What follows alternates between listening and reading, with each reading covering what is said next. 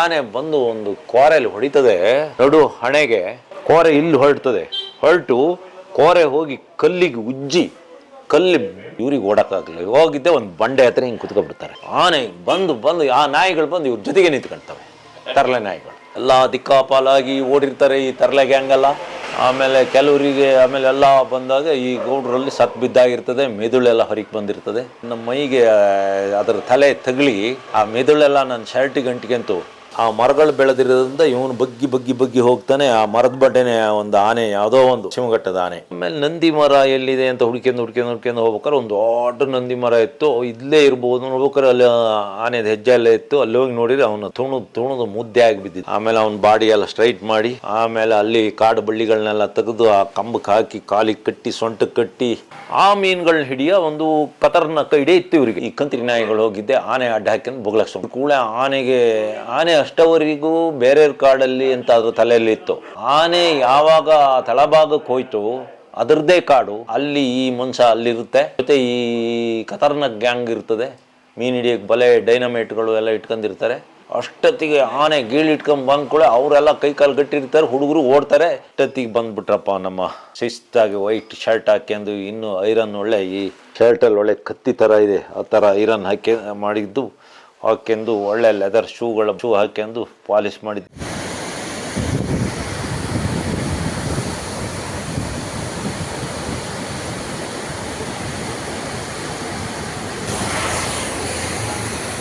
South Canara ಬಾರ್ಡ್ರಲ್ಲಿರೋ ಗುಂಡ್ಯದಲ್ಲಿ ಒಬ್ಬ ವ್ಯಕ್ತಿ ಇದ್ದಾನೆ. ಈಗ ಈ ಬೆಂಗಳೂರು ಕಡೆ ಎಲ್ಲ ಭಾರಿ ಕಾಂಟ್ಯಾಕ್ಟ್. ನಮ್ಮ ಕಬ್ಬಿನಾಲೆ ಫಾರೆಸ್ಟ್ ಅಂತ ಏನಿದೆ, 16,000 ಎಕರೆ. ಅದು ಘಟ್ಟದೊಳಗೆ ಕಬ್ಬಿನಾಲೆ ಹೆಸರಿನ ಒಂದು ಕಾಡು, 16,000 ಎಕರೆ. ಅದೇನು ಪ್ರತ್ಯೇಕ ಇಲ್ಲ, ಅದಕ್ಕೆ ಅಟ್ಯಾಚ್ ಕೆಂಪೊಳೆ ಶುರುವಾಗ್ತದೆ, ಕೆಂಪೊಳೆಯಿಂದ ಮುಂದೆ ಬಿಸಿಲೆ ಶುರುವಾಗ್ತದೆ, ಬಿಸಿಲೆಯಿಂದ ಮುಂದೆ ಕೊಡಗಿನ ಪುಷ್ಪಗಿರಿ ಶುರುವಾಗ್ತದೆ, ಇಲ್ಲ ಶಿರಾಡಿ ಬಿಸಿಲೆ ಘಾಟ್ಗಳು, ಮೂಡಿಗೆರೆ ತಾಲೂಕಿನ 9 ಬೆಟ್ಟ, ಅದ್ರ ಪಕ್ಕ ಚಾರ್ಮುಡಿ ಕಾಡುಗಳು, ಅದರಿಂದ ಆಚೆ ಬಲ್ಲಾಳರಾಯನದುರ್ಗ, ಅದರಿಂದ ಬಲ್ಲಾಳರಾಯನದುರ್ಗದಿಂದ ಕುದುರೆಮುಖ ಬೆಟ್ಟಗಳು, ಹೀಗೆ ಅದು ಅದ್ರ ಮಧ್ಯದಲ್ಲಿ ಒಂದೊಂದು ಕಾಡುಗಳಿಗೆ ಒಂದೊಂದು ಏರಿಯಾಕ್ಕೆ ಒಂದೊಂದು ಹೆಸರು ರಿಸರ್ವ್ ಫಾರೆಸ್ಟ್. ಅಲ್ಲಿಂದ ಹೋಗಿ ಅಲ್ಲಿ ಗುಂಡ್ಯದ ಹತ್ರ ಅಲ್ಲೊಂದು ಅಡ್ಡಹೊಳೆ ಅಂತ ಒಂದು ನದಿ ಬರುತ್ತೆ. ಅದು ನಮ್ಮ ಸಕಲೇಶಪುರ ತಾಲೂಕಿನ ಅಲ್ಲಿ ಹುಟ್ಟಿ ಬರೋದು. ಅದು ಆ ನದಿಗೆ ಅರ್ಧೊಂದು 3,000 ಎಕರೆ ಕಾಡಿದೆ ಪಶ್ಚಿಮ ಘಟ್ಟದೊಳಗೆ. ಅಲ್ಲಿಂದ ಒಂದು ನಾಯಿ ಹೊಳೆ ಅಂತ ಒಂದು ಸೇರುತ್ತೆ. ಆ ಭಾಗದಲ್ಲಿ ಆ ನದಿಗೆ ನಾಯಿ ಹೊಳೆ ಅಂತ, ನಾಯಿ ಹಳ್ಳ ಅಂತ, ಹೊಳೆ ಅಲ್ಲ, ನಮ್ಮಲ್ಲೆಲ್ಲ ಹಳ್ಳ ಅನ್ನೋದು ಜಾಸ್ತಿ, ಹೊಳೆ ನಾಯಿ ಹಳ್ಳ ಅಂತ ಅದು ಬಂದು ಸೇರುತ್ತೆ. ಆಮೇಲೆ ಅಂಥವು ಎಷ್ಟೋ 100 ಸೇರ್ಕೊಂಡು ಹೈವೇ ಉಂಟಲ್ಲ, ಮಂಗಳೂರು ಸಕಲೇಶಪುರ ಹೈವೇಯಿಂದ ದಾಟಿ ಅಲ್ಲಿಂದ ಮುಂದೆ ಹೋಗಿ ಎತ್ತಿನೊಳ ಸೇರಿ ಅಲ್ಲಿಂದ ಮುಂದೆ ಗಿರಿಹೊಳೆ ಬಂದು ಗಿರಿಹೊಳೆಗೆ ಮತ್ತೊಂದು ಅಡ್ಡಹೊಳೆ ಬಿಸಿಲೆಘಾಟಿಯಿಂದ ಸೇರಿ ಅವೆಲ್ಲ ಸೇರಿಕೊಂಡು ಇಲ್ಲಿ ಕುಮಾರಧಾರೆ ಅಂತಾಗಿ ಆ ನದಿಗಳೆಲ್ಲ ಸೇರಿ ಉಪ್ಪಿನಂಗಡಿ ಹತ್ರ ನೇತ್ರಾವತಿ ಬಂದು ಸೇರುತ್ತೆ. ಆದರೆ ನೇತ್ರಾವತಿ ಬೇಸಿಗೆಯಲ್ಲಿ ಒಣಗೋಗುತ್ತೆ, ನಮ್ಮ ನದಿಗಳು ಒಣಗಲ್ಲ. ನಮ್ಮ ನದಿಗಳಿಂದಲೇ ಇಡೀ ಮಂಗಳೂರಿಗೆ ಕುಡಿಯೋ ನೀರು ಅದಿರಲಿ. ಆಮೇಲೆ ಆ ನದಿಗಳು ಹೋಗಿ ಅರಬ್ಬಿ ಸಮುದ್ರ. ಇಲ್ಲಿ ಗುಂಡ್ಯದಿಂದ ಹೊರಟು ಅಡ್ಡೊಳೆ ಹತ್ರ ಹೋಗಿ ಲೆಫ್ಟಿಗೆ ತಿರುಗಿ ಇದೆ. ಅಲ್ಲಿಂದ ಒಂದು 10 ಕಿಲೋಮೀಟರ್ ನಡೆದು ಹೋದ್ರೆ ಎದುರಿಗೆ 9 ಬೆಟ್ಟ ಅಂತ ಒಂದು ಬೆಟ್ಟ ಸಿಗ್ತದೆ. 9 ಬೆಟ್ಟ ಇರೋದು ಅರ್ಧ ಸಕಲೇಶಪುರ ತಾಲೂಕು, ಅರ್ಧ ಮೂಡಿಗೆರೆ ತಾಲೂಕು. ಒಬ್ಬ ಮಲಯಾಳ ಮೂಲದ ವ್ಯಕ್ತಿ ಅದನ್ನ ಅವನ ಊಟದ ಒಂದು ದಾರಿ ಕಂಡ್ಕೊಂಡ್ಬಿಟ್ಟಿದ್ದಾನೆ. ಬಂದರ್ನೆಲ್ಲ ಕರ್ಕೊಂಡು ಹೋಗಿ 9 ಬೆಟ್ಟ ಹತ್ರ ಹೋಗಿ ಹೀಗೆ ಸ್ಟ್ರೈಟ್ ಹೋಗಿ ಏನು ಬಿಡೋದು. ಆಮೇಲೆ ಅವನವ್ರ ಹತ್ರ ಒಂದಿಷ್ಟು ದುಡ್ಡು ತಗೊಂಡು ಎಷ್ಟು ಬೇಕಾದ್ರೂ ಕೊಡ್ತಾರೆ. ಬೆಂಗಳೂರು ದುಡ್ಡಿದ್ದ ಹುಡುಗರು ಇದಾರಲ್ಲ, ಹುಡುಗಿಯರಲ್ಲ, ಅವರು ಎಲ್ಲ ದುಡ್ಡಿಂದ ಏನು ಲೆಕ್ಕ ಇಲ್ಲ. ಅವನು ಅದರಲ್ಲೇ ಜೀವನ ಸಾಗಿಸ್ತಾ ಇದ್ದಾನೆ. ಹೋಗಿದ್ರೆ ಫಸ್ಟು ನದಿಗಳು ಯಾವ ಕಡೆಗೆ ಹರಿತವೆ, ಆಮೇಲೆ ಯಾವ ಬೆಟ್ಟ ಇದೆ, ಗಾಳಿ ಯಾವ ದಿಕ್ಕಲ್ಲಿ ಬೀಸ್ತದೆ ಅಂದ್ಕೊಂಡು ಹೋಗ್ಬೇಕು. ಬಿಟ್ರೆ ನದಿಗಳು ಸಾಮಾನ್ಯಕ್ಕೆಲ್ಲ ಅರಬ್ಬಿ ಸಮುದ್ರ ಸೇರಕ್ಕೆ ಹೋಗೋದ್ರಿಂದ, ಎಲ್ಲಾ ನದಿಗಳು ಹೈವೇಗಳನ್ನ ದಾಟಿ ಹೋಗೋದ್ರಿಂದ ಅಕಸ್ಮಾತ್ ದಾರಿ ತಪ್ಪಿ ಹೋದ್ರೆ ನದಿಗಳಲ್ಲೇ ಹೋಗ್ಬೇಕು. ನದಿಗಳು ಇಲ್ಲ ಹಳ್ಳ, ಹೊಳೆ ಹಳ್ಳಗಳಲ್ಲಿ ಅದು ಎಲ್ಲಾರು ಕರ್ಕೊಂಡು ಹೋಗಿ ಯಾವ್ದಾರ ಒಂದು ರೋಡ್ಗೆ ಮುಟ್ಟಿಸ್ತದೆ. ಅದು ಬಿಟ್ಟರು ಬಂದಂಗೆ ಹೋದ್ರೆ ಸಾಧ್ಯನೇ ಇಲ್ಲ ಬರಕ್ಕೆ. ಕಾಡೊಳಗೆ ಆದ್ರೆ ಒಂದು 5-6 ವರ್ಷದಿಂದ ಕಾಡಲ್ಲಿ ಮರ ಕಡಿಯನು ಒಬ್ಬ ಮರ ನೋಡಕ್ಕೆ ಅಂತ ಹೋಗ್ತಾನೆ, ಮರ ಹುಡುಗಿ. ಅಲ್ಲಿ ಅವನು ಹೋಗಿ ಪಶ್ಚಿಮ ಘಟ್ಟದೊಳಗೆ ಹೋಗ್ತಾನೆ. ಅಲ್ಲಿ ನಂದಿ ಮರ ಅಂತ ಹೇಳ್ತೀವಿ, ರಿಸರ್ವ್ ವುಡ್. ಅದು ಒಂದು ಮರ ಕಾಣ್ತದೆ, ಆ ಮರದ ಬಡ್ಡಿಗೆ ಹೋಗ್ತಾನೆ. ಮರದ ಬಡ್ಡಿಗೆ ಹೋಗಿ ಆ ಮರದ ಬಡ್ಡೆಯಲ್ಲಿ ಆನೆ ಇರೋದು ಅವನಿಗೆ ಗೊತ್ತಾಗಲ್ಲ. ಅಲ್ಲಿ ಒಂದು ಜಾತಿ ಗಿಡಗಳಿದ್ವು ನಮ್ಮಲ್ಲಿ, ಕುಲು ಅಂತೀವಿ ಮರಗಳ. ಅವು ಸಾಮಾನ್ಯಕ್ಕೆ 8 ವರ್ಷಕ್ಕೊಂದ್ಸತಿ ಹೂ ಅರಳಿ, ಆಮೇಲೆ ಪೂರ್ತಿ ಸಾಮೂಹಿಕವಾಗಿ ಹೂ ಅರಳ್ತವೆ ಕಿಲೋಮೀಟರ್ ಗಟ್ಲೆ. ಆಮೇಲೆ ಆ ಗಿಡಗಳು ಸತ್ತೋಗ್ತವೆ, ಆಮೇಲೆ ಹೊಸ ಗಿಡಗಳು ಹುಟ್ಟಬೇಕು. ಆ 6, 7, 8 ವರ್ಷ ಸಮಯದಲ್ಲಿ ಅವು 12 ಅಡಿ ಎತ್ತರ ಮತ್ತೆ ಭಾರಿ ತಿಕ್ಕಾಗಿರ್ತವೆ. ಅದ್ರ ಒಳಗೆ ಗುರಿನ ಬೆಳಕು ಬರೋದು ಕಷ್ಟ. ಆ ಥರ ಕಪ್ಪು, ಆಮೇಲೆ ಅಂದರೆ ಕತ್ಲೆ, ಆಮೇಲೆ ಒತ್ತೊತ್ತಾಗಿರೋದ್ರಿಂದ ಎದುರಿಗೆ ಏನು ಅಂತ ಕಾಣೋದಿಲ್ಲ. ಇವನು ಆ ಮರದ ಸುತ್ತ, ಆ ನಂದಿ ಮರ ಅನ್ನಲ್ಲ, ಆ ಮರದ ಸುತ್ತ ಆ ಮರಗಳು ಬೆಳೆದಿರೋದ್ರಿಂದ ಇವನು ಬಗ್ಗಿ ಹೋಗ್ತಾನೆ. ಆ ಮರದ ಬಡ್ಡೆನೆ ಒಂದು ಆನೆ, ಯಾವುದೋ ಒಂದು ಶಿವಘಟ್ಟದ ಆನೆ, ಅದಕ್ಕೆ ಹೆಸರು ಇಲ್ಲ, ಕುಲ ಆನೆ, ಅದು ಅಲ್ಲೇ ತುಣಿದಾಗ್ತದೆ. ಆಮೇಲೆ ಎಲ್ಲ ಹೂವುಗಳು ಹೇಳ್ತೇವೆ, ಸತ್ತೋದ್ನಂತೆ ಎಲ್ಲ. ನನಗೂ ಸುದ್ದಿ ಬಂತು, ನಾನು ಹೊರಟೆ. ಇನ್ನೊಬ್ಬ ಇರ್ತಾನೆ, ಅವನು ಬಂದು ಇಲ್ಲಿ ಹೇಳ್ತಾನೆ, ಆನೆ ತುಣಿದು ಹಾಕ್ಬಿಡ್ತು, ಏನಾದ ಅಂತ ಗೊತ್ತಿಲ್ಲ. ಆನೆನೂ ಕೂಗ್ತು, ಅವನು ಆನೆ ಗೀಳಿಟ್ಟಿರೋದು. ನಾನು ಹೋದೆ ಮನೆಗೆ. ಪೊಲೀಸ್ನವರೆಲ್ಲ ನಮ್ಮ ಜೊತೆನೇ ಬರೋದು. ಅವ್ರಿಗೆ ಪಶ್ಚಿಮ ಘಟ್ಟದ ಬಗ್ಗೆ ಏನು ಗೊತ್ತಿಲ್ಲ. ಅವ್ರು ಹೋದವರು ಅಲ್ಲಲ್ಲ, ಹಾಗಾಗಿ ಪೊಲೀಸರು ನಮ್ಮ ಜೊತೆನೇ ಬಂದರು. ಯಾರೋ ಒಬ್ಬರು ಎಸ್ ಐ ಇದ್ದರು, ಎಸ್ ಐ ಹೆಸರು ಮರ್ತೋಯ್ತು. ಆಮೇಲೆ ನಾನು ಓದು ಅಲ್ಲೆಲ್ಲ ಆನೆ ಎಲ್ಲ ಮರ ಎಲ್ಲ ಮುರಿದು ಬಿಸಾಕಿತ್ತು ಸಿಟ್ಟಲ್ಲಿ.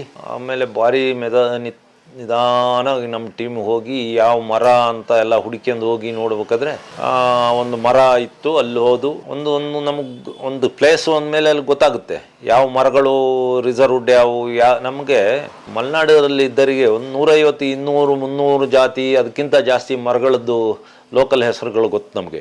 ಬಳ್ಳಿಗಳದ್ದಿರ್ಬೋದು, ಹುಲ್ಲುಗಳದ್ದಿರ್ಬೋದು, ಮರಗಳದ್ದಿರ್ಬೋದು, ಎಲ್ಲ ಒಂದೊಂದು ಮರಗಳಿಗೆ ಒಂದೊಂದು ಹೆಸರು ಇರ್ತದೆ. ಅದು ಬಟಾನಿಕಲ್ ನೇಮ್ ಅಲ್ಲ. ಬಟಾನಿಕಲ್ ನೇಮ್ ನಮ್ಮ ಕೆಲವು ಸಸ್ಯ ಶಾಸ್ತ್ರಜ್ಞರು ಇನ್ನೂ ಪಶ್ಚಿಮ ಘಟ್ಟಕ್ಕೆ ಇನ್ನು ಕಾಲಿಟ್ಟಾರ ಇಲ್ಲ. ಯಾಕೆ ಅದು ಹೆಸರು ಯಾರಿಗೆ ಗೊತ್ತಿಲ್ಲದವೆ ಎಷ್ಟೋ ಮರಗಿಡಗಳಿದ್ದಾವೆ.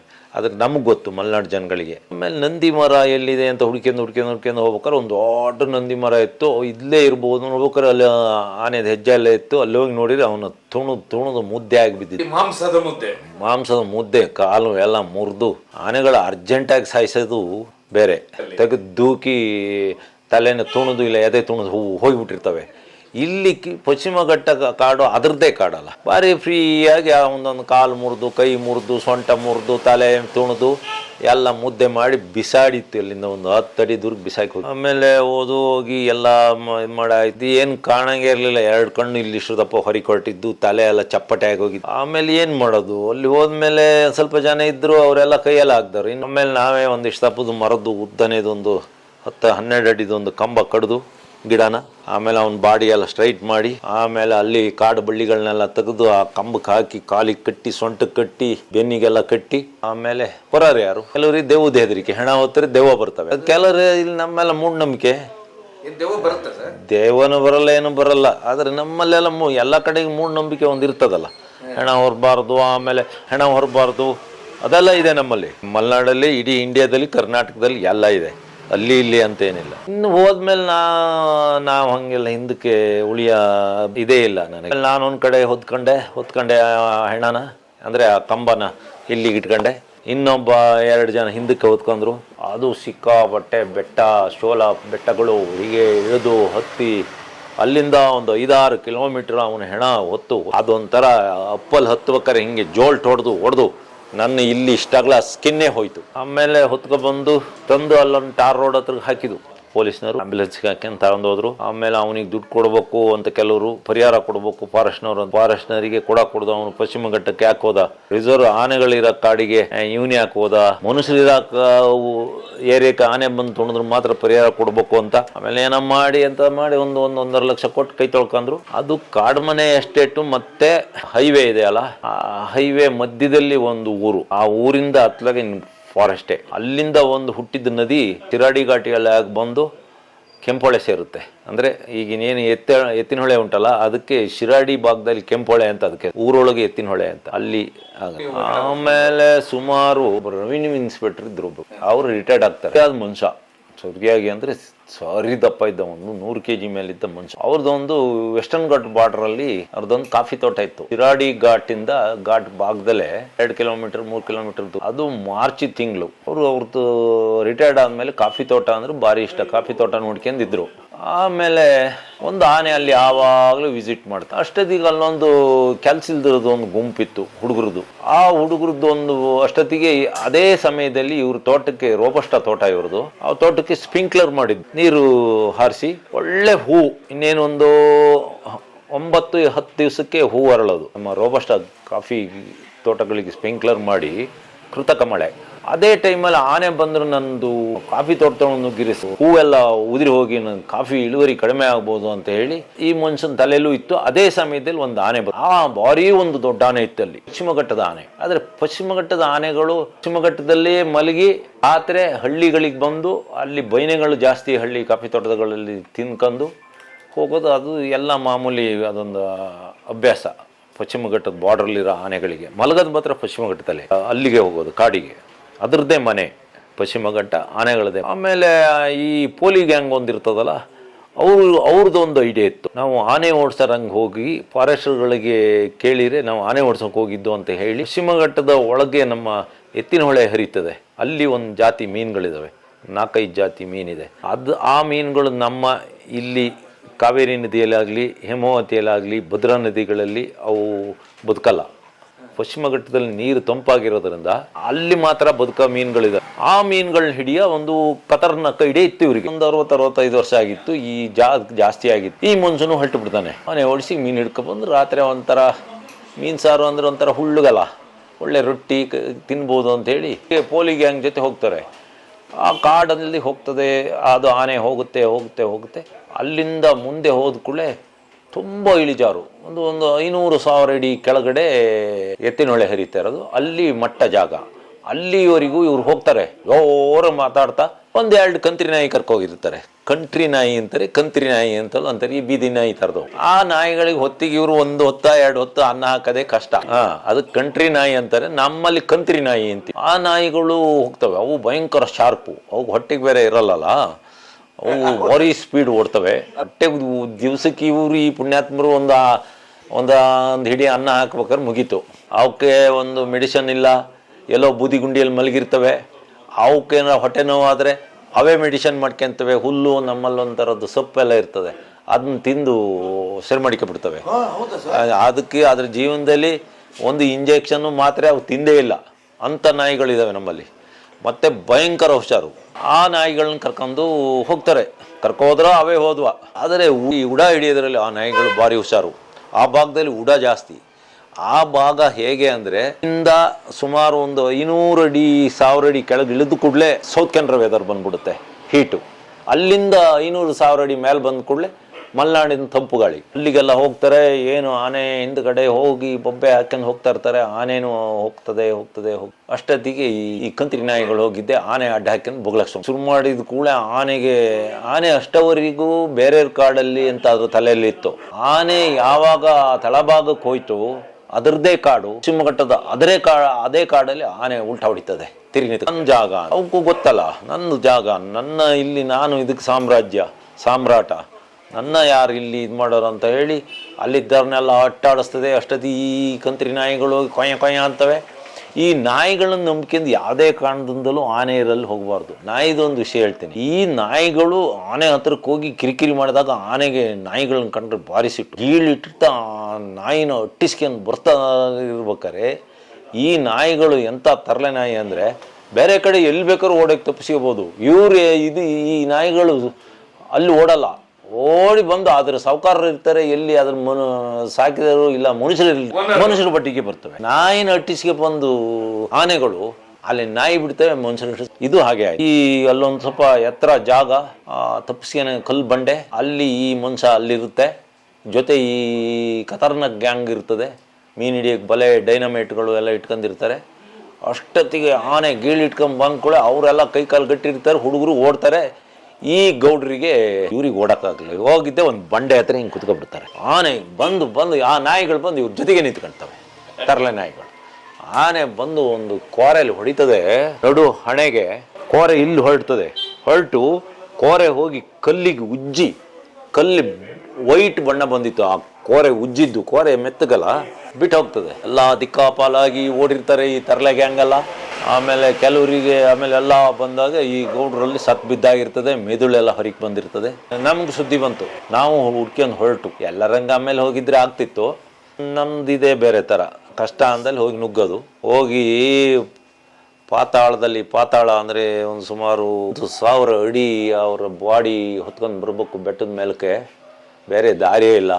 ಕೆಳಗೆ ಹೋದ್ರ ಅವ್ರ ಬಾಡಿ ಬಿದ್ದಿರಲ್ಲಿಗೆ ಹೋಗಿ ಅಲ್ಲೇ ಎಲ್ಲ ಕಂಬ ಎಲ್ಲ ಕಡ್ದು ಅಲ್ಲೇ ಬಳ್ಳಿಗಳನ್ನೆಲ್ಲ ತಗೊಂಡು ಬೆತ್ತ ಎಲ್ಲ ತೆಗೆದು ಸಿಗಿದು ಕಾಲು ಎಲ್ಲ ಕಟ್ಟಿ ಆ ಬಾಡಿ ಹೊತ್ಕ ಬಂದ್ರೆ 100 kg ಮೇಲಿದೆ ಆ ಮನುಷ್ಯ. ಹತ್ತಕ್ಕಾಗ್ತಾ ಇಲ್ಲ, ಕೈಗೆಲ್ಲ ಯಾರೋ ಒಂದು ಇದ್ದು ಸಪೋರ್ಟಿಗೆ ಒಂದು ಇದನ್ನ ಕಟ್ಕೊಂಡ್ಬಂದು ಕೊಟ್ಟರು. ಒಂದು 6 ಅಡಿದು ಒಂದು ಕೋಲು ದೊಣ್ಣೆ ಹೊತ್ಕೊಂಡ್ ಬಂದು ಆ ಬಾಡಿ ನನ್ನ ಮೈಗೆ ಅದರ ತಲೆ ತಗಲಿ ಆ ಮೆದುಳೆಲ್ಲ ನನ್ನ ಶರ್ಟಿಗೆ ಅಂಟಿಗೆಂತು. ಆದರೂ ತಂದು ಇದು ಪೂರ್ತಿ ನಾನು ಲೆಫ್ಟ್ ಸೈಡು ಏನಾರ ಹೊರೋದಿದ್ರೆ ನಾನು ರೈಟ್ ಸೈಡ್ ಹೊರಲ್ಲ. ನಂದು ಇಲ್ಲಿ ಚರ್ಮ ಎಲ್ಲ ಕಿತ್ತು ಇಲ್ಲೆಲ್ಲ ಉರಿ ಬರೋಕ್ಕೆ ಶುರುವಾಯಿತು. ಆದರೂ ಅಲ್ಲಿಂದ ಹೊತ್ಕೊಬಂದು ಬಂದು ಅಲ್ಲಿ ಇನ್ನೇನು ಶಿರಾಡಿ ಹೈವೇ ಉಂಟಲ್ಲ, ಹೈವೇಯಿಂದ 1 ಕಿಲೋಮೀಟ್ರು ಹತ್ರ ಒಳಗಡೆಗೆ ಅಂತ ಹೋಗೋ ಒಂದು ದಾರಿ ಇದೆ. ಅಲ್ಲಿಂದ ಸ್ವಲ್ಪ ಆ ಕಡೆ ಒಂದು ದೊಡ್ಡ ಒಂದು ಅಗ್ಲ ಒಂದು ವಿಸ್ತಾರವಾದ ಒಂದು 2-3 ಎಕರೆ ಒಂದು ಬೈಲಿದೆ, ಫೀಲ್ಡ್. ಅದ್ರ ಪಕ್ಕನೇ ಒಂದು ಮನೇನೂ ಇತ್ತು. ಅಲ್ಲಿಗೆ ತಂದಿಟ್ಟು ಬಯಲು ಇಲ್ಲ, ಫೀಲ್ಡ್ ಇಲ್ಲ, ಏನಿಲ್ಲ, ಎಲ್ಲ ಕಚಡ ರಸ್ತೆ. ಯಾವ ರೀತಿ ಬಂದು ಅಂದ್ರೆ ಅದು ಈಗ ಯೋಚನೆ ಮಾಡಿದ್ರು ಒಂದೊಂದ್ಸತಿ ಖುಷಿ ಆಗ್ತದೆ, ಒಂದೊಂದ್ಸತಿ ಬೇಜಾರು ಆಗ್ತದೆ. ಆಮೇಲೆ ತಂದು ಇಟ್ಟಿದೀವಿ, ಇಟ್ಟಿದೀವಿ. ನನ್ನ ಮೈಯಲ್ಲೆಲ್ಲ ಶರ್ಟಲ್ಲೆಲ್ಲ ಮೆದುಳು ಹೊರಗೆ ಬಂದಿದ್ದೆಲ್ಲ ಅಂಟ್ಕೊಂಡಿದೆ. ಆಮೇಲೆ ಒಂಥರ ದುರ್ವಾಸನೆ, ಹೊಲಸು ವಾಸನೆ. ನಾವೇನು ಶರ್ಟು ತಗೊಂಡೋಗಿಲ್ಲ. ಆಮೇಲೆ ನಾನು ಅಲ್ಲಿ ಇಳಿಸಿ ಶರ್ಟ್ ಬಿಚ್ಚಿರೆ ಇಲ್ಲೆಲ್ಲ ಕೆಂಪಾಗಿ ಸ್ಕಿನ್ನೆಲ್ಲ ಹೋಗಿದೆ. ನನಗೊಬ್ಬನಿಗೆ ಅಲ್ಲ, ಹಿಂದ್ಗಡೆ ಇದ್ದವರಿಗೂ ಆಗಿತ್ತು. ಅವ್ರಿಗೆ ಮಾತ್ರ ಆ ರಕ್ತ ಮೆದುಳು ಅಂಟ್ಕೊಂಡಿರಲಿಲ್ಲ. ಇಳಿಸಿ ಇಟ್ಟಿದ್ದೀವಿ, ಶರ್ಟ್ ಬಿಚ್ಚಿದ್ದೀವಿ. ಅಷ್ಟೊತ್ತಿಗೆ ಪೊಲೀಸು ಬಂತು. ಪೊಲೀಸ್ ಮೊದಲೇ ಬಂದು ಕಾಯ್ತಾ ಇದ್ರು, ಅಲ್ಲಿ ಪೊಲೀಸ್ನವರಲ್ಲೇ ಕಾಯ್ತಾ ಇದ್ರು. ಅಲ್ಲಿ ಇಳಿಸಿ ಇಟ್ಟಿದ್ದೀವಿ. ಇನ್ನು ನಾನು ಶರ್ಟ್ ಬಿಚ್ಚಿ ನನ್ನ ಎಲ್ಲ ಒಳಗಡೆ ಬೆನ್ನಿಗೆಲ್ಲ ಅಂಟ್ಕೊಂಡಿದೆ ಅದರ ಮೆದುಳಿಂದ ಇದು. ಆಮೇಲೆ ರಕ್ತ, ನೀರು ಥರ ಎಲ್ಲ. ಅಷ್ಟೊತ್ತಿಗೆ ಬಂದ್ಬಿಟ್ರಪ್ಪ ನಮ್ಮ ಶಿಸ್ತಾಗಿ ವೈಟ್ ಶರ್ಟ್ ಹಾಕ್ಯಂದು, ಇನ್ನು ಐರನ್ ಒಳ್ಳೆ ಈ ಶರ್ಟಲ್ಲಿ ಒಳ್ಳೆ ಕತ್ತಿ ಥರ ಇದೆ, ಆ ಥರ ಐರನ್ ಮಾಡಿದ್ದು ಹಾಕ್ಯಂದು ಒಳ್ಳೆ ಲೆದರ್ ಶೂ ಹಾಕ್ಯಂದು ಪಾಲಿಶ್ ಮಾಡಿದ್ದು ಬಂದು ಇತ್ಕೊಂಡು ಘೋಷಣೆಗೆ ಹೋಗುದು, ಫಾರೆಸ್ಟ್ರಿಗೆ ಧಿಕ್ಕಾರ, ಹಂಗೆ ಆ ಧಿಕ್ಕಾರ ಈ ಧಿಕ್ಕಾರ ಅಂತ. ಆಮೇಲೆ ಇಲ್ಲಿ ಅಷ್ಟೊತ್ತಿಗೆ 5 ಗಂಟೆ ಮೇಲೆ ಆಯಿತು. ಬಾಡಿ ತಗೊಂಡು ಮುಟ್ಟಾಕೊಡ್ದು ಇಲ್ಲಿಂದ. ಬಾಡಿ ಇಲ್ಲೇ ಇರಬೇಕು, ಎಲ್ಲ ಫಾರೆಸ್ಟ್ನವರು ಬರಬೇಕು, ಅವರು ಬರಬೇಕು, MLA ಬರಬೇಕು, ಫಾರೆಸ್ಟ್ ಮಿನಿಸ್ಟ್ರು ಬರಬೇಕು, CM ಬರಬೇಕು ಅಂತ. ಏನು ಇವರೊಂದು 10-20 ಜನ ಬಂದು ಏನು ಘೋಷಣೆ ಹಾಕೋದು. ನಾನು ಆಮೇಲೆ ಅವ್ರಿಗೆ ಹೇಳಿದೆ. ಅಷ್ಟೊತ್ತಿಗೆ ಪೊಲೀಸ್ನವ್ರು ಬಂದು ನನ್ನ ಕರೆದು, ಸಾರ್ ಹಿಂಗೆ ಇವರೆಲ್ಲ ಹೀಗೆ ಮಾಡ್ತಾ ಇದ್ದಾರಲ್ಲ, ಇಷ್ಟವರೆಗೆ ಯಾರು ಇರಲಿಲ್ಲ. ಅಲ್ಲಿ ಪಾತಾಳದಲ್ಲಿ ಬಾಡಿ ಬಿದ್ದಿದ್ದು ಹೊತ್ಕೊಬಂದಿದ್ದು ನೀವುಗಳು ಅಂದ್ರೆ ನಾನೊಬ್ಬ ಅಲ್ಲ, ನೀವುಗಳು ಏನಾರು ಮಾಡಿ ಸರ್. ನನಗೂ 2-3 ಗಂಟೆ ಆ ಹೆಣ ಹೊತ್ತು ಸಾಕಾಗಿತ್ತು, ಮೈಯೆಲ್ಲ ವಾಸನೆ ಬರ್ತಾ ಇತ್ತು. ನಾನು ಆಮೇಲೆ ಅವ್ರಿಗೆ ಹೇಳಿದೆ, ನೀವು ಬಾಡಿ ಇತ್ತಲ್ಲ ಅಲ್ಲಿ ಹೋಗಿ ಸ್ಟ್ರೈಕ್ ಮಾಡಿದ್ರೆ ಕರೆಕ್ಟ್ ಇತ್ತು. ಇಲ್ಲಿ ನಾವು ತಂದಿಟ್ಟ ಮೇಲೆ ನೀವು ಇಲ್ಲಿ ಪ್ರಚಾರಕ್ಕಾಗಿ ಮಾಡೋದು ಸರಿಯಲ್ಲ. ಈ ಕೊಂದ ಆನೆ ಅಷ್ಟೊತ್ತಿಗೆ 6-6:30 ಆಯಿತು, ಕತ್ಲೆ ಆಯಿತು, ಟೈಮ್ ಆಯಿತು.